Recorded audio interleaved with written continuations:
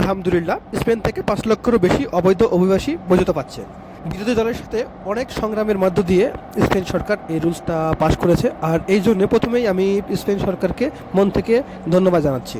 আর কীভাবে পেপারগুলো জমা করতে হবে আমি সিজানুর আজকের ভিডিওতে আপনাদেরকে সেগুলোই বুঝাবো। ১৫ এপ্রিল থেকে রেগুলারেশন এক্সট্রা অর্ডিনারিয়া প্রক্রিয়াটি আনুষ্ঠানিকভাবে চালু করা হবে এবং ১৬ এপ্রিল থেকে এর অনলাইনে আবেদন গ্রহণ করা চালু হবে। বাট ২০ এপ্রিল থেকে সরাসরি অফিসে গিয়ে আবেদন করা যাবে।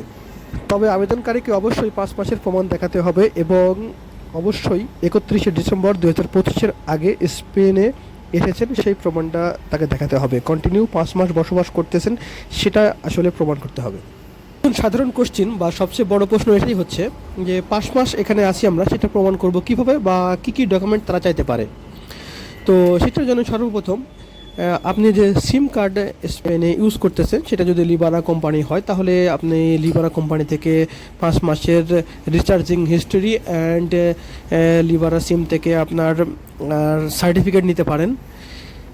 মেট্রো কার্ডের হিস্ট্রিটা উঠাতে পারেন, প্লাস আপনার বাসায় যে টাকা পয়সা পাঠাইছেন সেগুলোর যে রেকর্ডগুলো আছে সেগুলো আপনি এখানে সাবমিট করতে পারেন। এছাড়াও আপনি যদি কখনো মেডিকেলে গিয়ে থাকেন বা কোনো কিছু কেনাকাটা করে থাকেন সেগুলোর যে বিল থাকে সেগুলো আপনি জমা করতে পারেন। স্পেনে বিভিন্ন রকম সংস্থা আছে, আপনি যদি কোনো সংস্থার মেম্বার হয়ে থাকেন তাহলে সেই পেপার অবশ্যই জমা করতে পারেন। স্পেনে যদি পাদ্রোনামেন্টো করা থাকে তাহলে অবশ্যই সেটা জমা করবেন। আর সবচেয়ে ভালো হয় আপনি পাদ্রোনামেন্টোর যে হিস্ট্রিটা আছে টোটাল হিস্ট্রিটা উঠায় নেবেন, সেটা জমা করবেন, এটাই সবচেয়ে ভালো হয়। যদি পাদ্রন না থাকে তাহলেও সমস্যা নেই, কেননা গভর্নমেন্টের নতুন রুলস অনুযায়ী পাদ্রনটা ম্যান্ডেটরি না, আপনি পাদ্রন ছাড়াই পেপার জমা করতে পারেন। তবে সেক্ষেত্রেও আপনাকে ৫ মাসের ভ্যালিড প্রুফ দেখাতে হবে।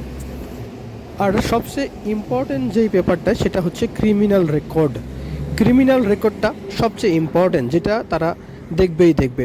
আর ক্রিমিনাল রেকর্ডটা অবশ্যই আপনাকে ৩ মাসের ভ্যালিড থাকতে হবে। অনেকেই মনে করতেছে এখানে ১ বছরের ভ্যালিড থাকে ক্রিমিনাল রিপোর্ট, বাট স্পেনের গভর্নমেন্ট নতুন রুলস করেছে যে আপনার ইস্যু করার দিন থেকে শুরু করে ৩ মাস পর্যন্ত ইনারা এটা ভ্যালিড হিসেবে গ্রহণ করবে।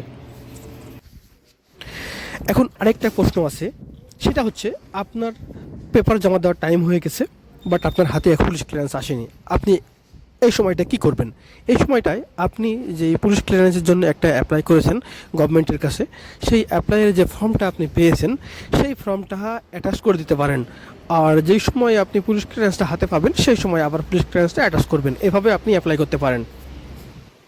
এক কথায় বলা যায় আপনাকে পুলিশ ক্লিয়ারেন্স, পাসপোর্ট, মেট্রো কার্ডের হিস্ট্রি, আপনার ব্যবহৃত সিমের হিস্ট্রি, আপনি যদি টাকা পাঠায় থাকেন দেশে তাহলে সেগুলার ডকুমেন্ট বা কোনো মেডিকেল বা অন্য কোনো কিছু ডকুমেন্ট থাকলে আপনার সেই ডকুমেন্টগুলো ৫ মাস আপনি স্পেনে আসেন প্রমাণ হয় এমন সব কিছু ডকুমেন্ট জোগাড় করে একটা সুন্দর ফাইল তৈরি করে আপনাকে অবশ্যই জমা দিতে হবে।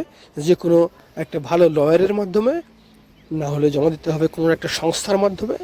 আর আপনি যদি সব কিছু ভালো বোঝেন তাহলে আপনি নিজেও জমা করতে পারেন এটা। আর আপনাকে অবশ্যই ৩০ জুন ২০২৬-এর আগে পেপারগুলো জমা করতে হবে, কেননা ৩০ জুন ২০২৬-এর পরে আপনি আর পেপার জমা করতে পারবেন না। সো তার আগেই পেপারগুলো জমা করে দিবেন ইনশাল্লাহ, আল্লাহর রহমতে। আল্লাহ যদি চায় তাহলে সবার পেপার হবে। দোয়া রইল সবার জন্য। আসসালামু আলাইকুম।